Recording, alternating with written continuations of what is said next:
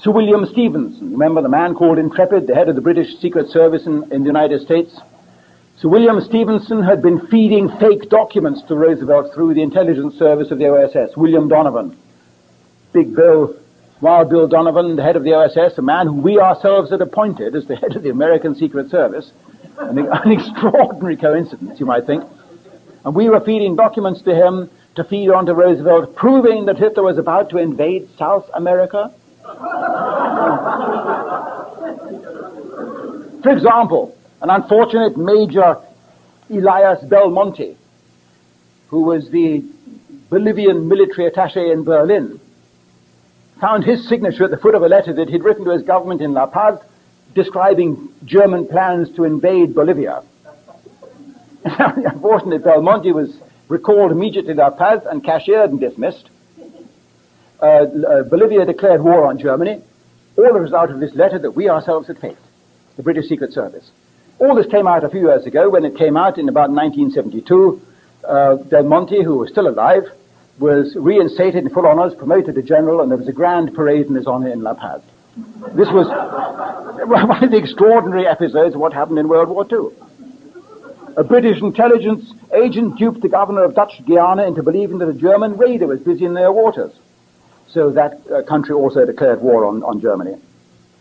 August the 2nd, 1941, we passed fake documents to Bogota claiming evidence of plans to cause riots in Bogota. In fact, in 1942, the Colombians didn't play along. In 1942, we went a stage further. In May 1942, if you look in the State Department files, this is rather shaky post-war memory 40 years later speaking on 60 Minutes.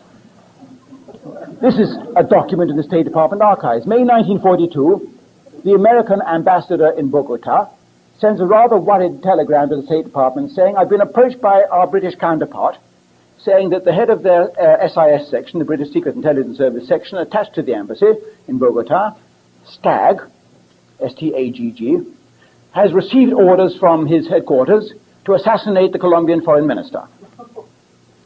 And has requested the American embassy for technical assistance in carrying out this mission. Are we to go ahead with this? And the State Department wrote back a message saying, no, you are not to go ahead with this. We thoroughly disapprove of this kind of operation, and we're getting rather fed up with what the British Secret Service is getting up to down in South America.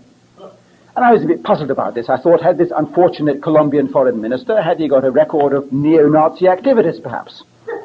Was he a disbeliever in the Holocaust or something? Was there some reason that justified his being terminated, I think that's the modern phrase, by the British Secret Service?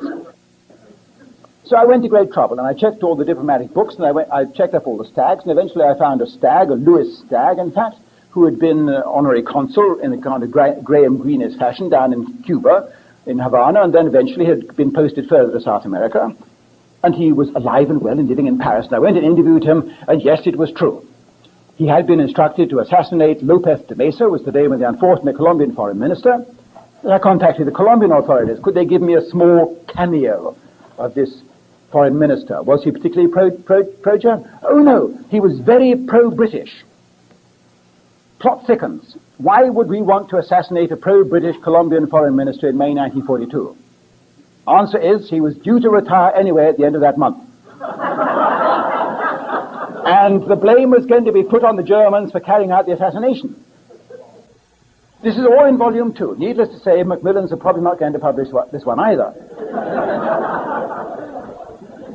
On Navy Day, October the 27th, 1941, Roosevelt issued a statement on American ship sinkings. History has recorded who fired the first shot, he said. Hitler has often protested that his plans for conquest do not extend across the Atlantic Ocean. His submarines and raiders prove otherwise. So does the entire design of his new world order.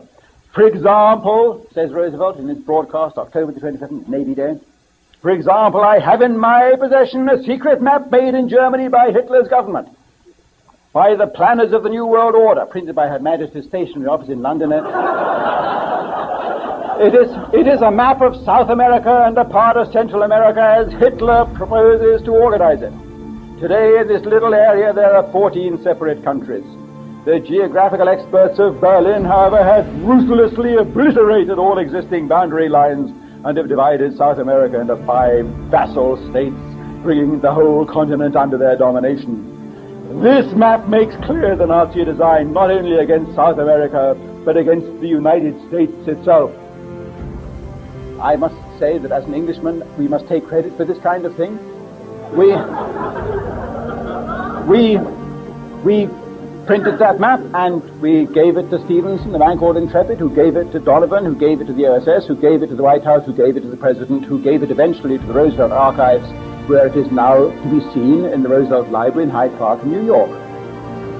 The genuine fake Nazi map proving that Hitler was planning to invade. I mean, as though Hitler hadn't got enough on his plate, for Christ's sake. I mean, here he is having a lot of trouble outside Moscow, and he's apparently planning simultaneously with his left hand to invade South America and then march on up US 1 to Washington. Schmidt has said that only Hitler would benefit if a US-Japanese war broke out. If Japan made the first move, the war would be popular in America.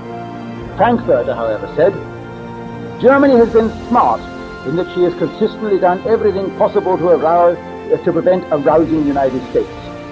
Therefore, regardless of how much the President tries to fan the anti-German flame, he cannot make the desired headway. Now, what a scandalous statement that is. Here's the one country, Germany, trying to prevent a war, the other country, Roosevelt, neutral, trying to fan the flame of anti-German feeling in order to create a war.